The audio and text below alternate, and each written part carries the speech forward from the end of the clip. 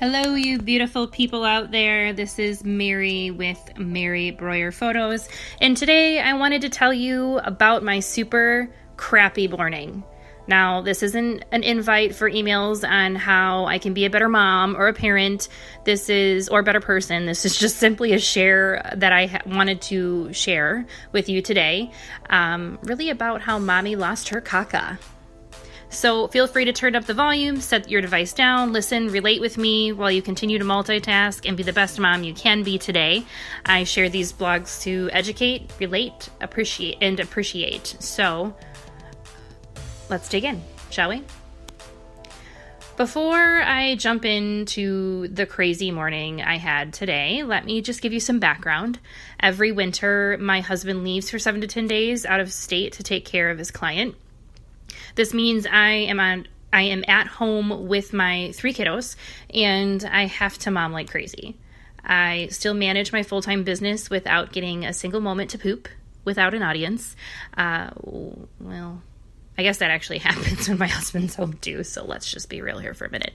Anyhow, my husband and I tag team the house and the kids together, so not having my partner in crime is pretty lonely and obviously stressful. So last night, my daughter needed help on her homework, so we stayed up until 11 o'clock p.m. like a good old mommy, and we're working on her project that's actually due tomorrow. Awesome. As I was digging for equipment we needed to complete her video project, I came across this old photo of myself from my childhood, and that photo really just kind of struck a chord with me. But I set it down and forgot about it actually until this morning. So this morning started as usual. I dragged myself out of bed and was in the mix of egg salad sandwiches and pancakes when I asked my children, my 2 daughters, either one, doesn't matter whoever could hear me, to go let their baby sister out of her room, and honestly, all hell broke loose. My middle daughter stood there unloading her lunchbox that she never unloaded the night before when I asked her to. Talk about wasteful and a big pet peeve of mine. Frantic she was, trying to make sure that I didn't notice her doing that. And my oldest daughter, stood there and barked back at me that I help you all the time. It's Harmony's turn. Harmony spit back, I'm trying to pack my lunch. You're just standing there. Meanwhile, the anger is building inside of me as my 2 disobedient kids continue to argue about who does what and who doesn't as I peel the last hard-boiled egg with vengeance and then murder the egg salad with what is that tool called when you smash potatoes? I don't know, but I murdered that eggs salad like crazy. Like I was legitimately like pounding it like I was killing it because I was so ticked. We're on my husband left on Friday.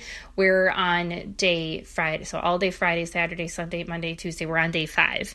So as they continue to argue, my brain can simply like not take the whining, but mom, she, and no, mom, she, and back and forth and the whining and the complaining. And I freaking exploded like a bomb. Like pretty positive I looked like a crazy psycho because I felt like one as I screamed and spewed venom on how ungrateful they were being, and we all argued like basket cases for the next 5 minutes. I could see myself doing it, but I still didn't care. So I just continued, and then I went in for the kill. Clean for punishment. I told my daughters that because they were being so disrespectful that when they got home from school, they were going to help me clean up the entire pigsties. And I mean, I like spit at them like, you're going to mop the floors, you're going to do the dishes, you're going to clean the toilets. I mean, I was like, although I still really actually feel that they're going to do that. I'll tell you more as I keep going, but that's really what I was saying to them. So they were going to work and only clean for a break for a meal, and when it was time for bed, that's when they would stop cleaning, basically like giving them a life sentence in their eyes of cleaning forever without pay. So my 10-year-old dropped her head and she began to cry and beg that not to do that, and my 6-year-old pursued to scream and cry, and then they both, at the same time that they were doing this, both raced to the stairs to see who was going to let their little sister out first. So part of me was like a little too happy about like I was happy because like victory, you know, like I won. They went up to get their sister. And then I thought to myself right after that moment, it was like, yay. And then it was like, crap.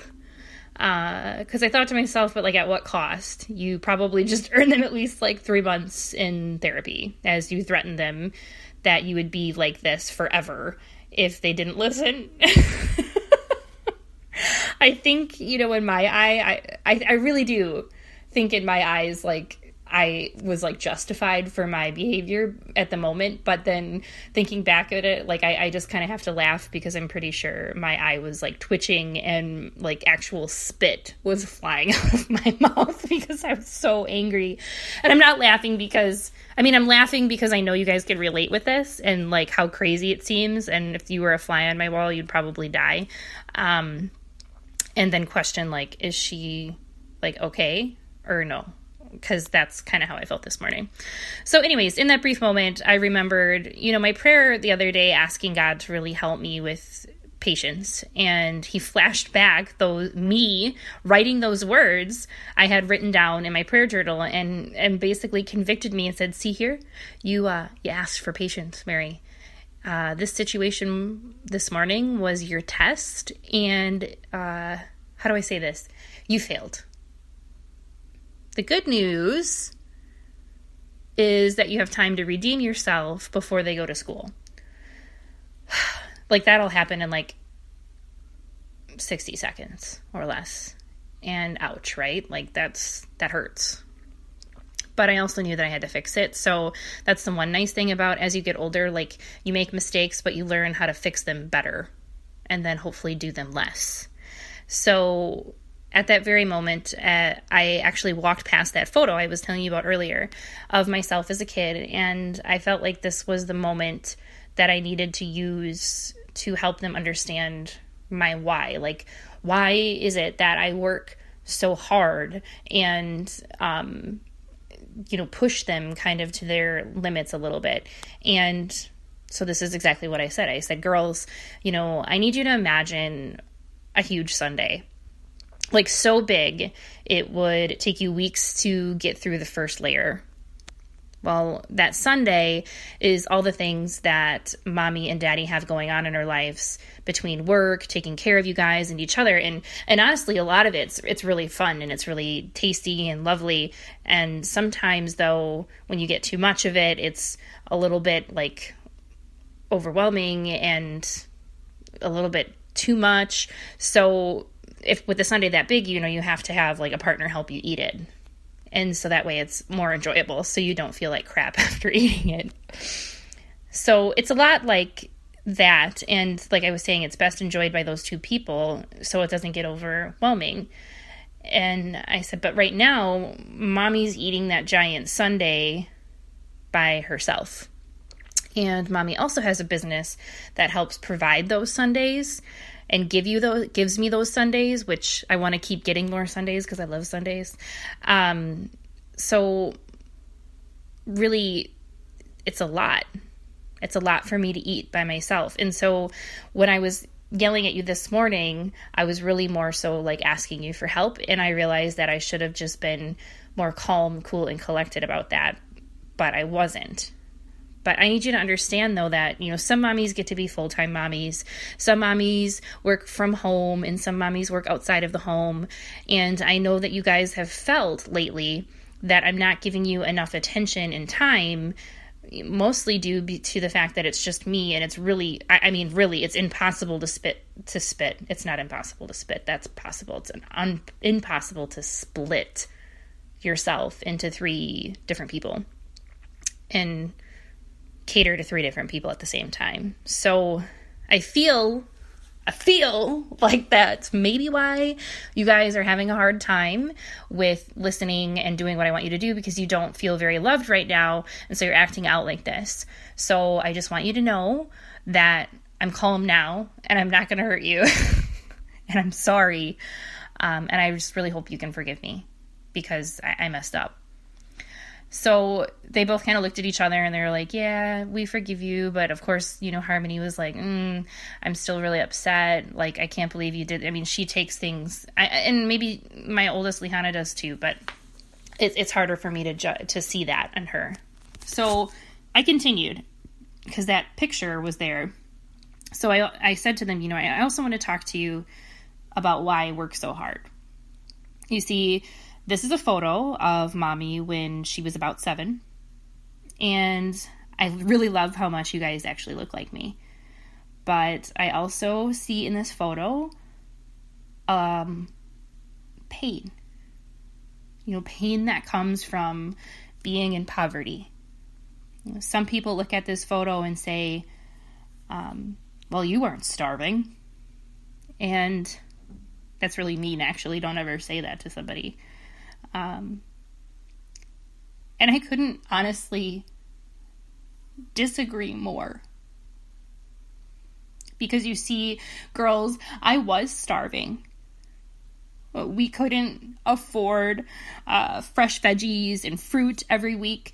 I ate lots of food from boxes and school breakfasts and lunches that really contained little fresh ingredients in them at all. We ate poorly because we didn't have enough.